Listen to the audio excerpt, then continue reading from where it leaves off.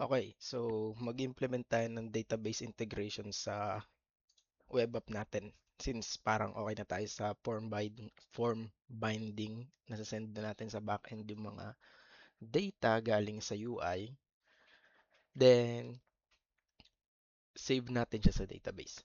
So, for database, ang gamitin natin lang is Microsoft SQL o SQL Server. Yan. So, sa mo dadamputin yan, bahala ka. Search mo lang. Mm,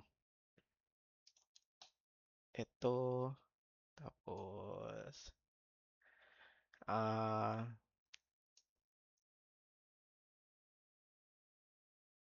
ito lang. Siguro okay na to.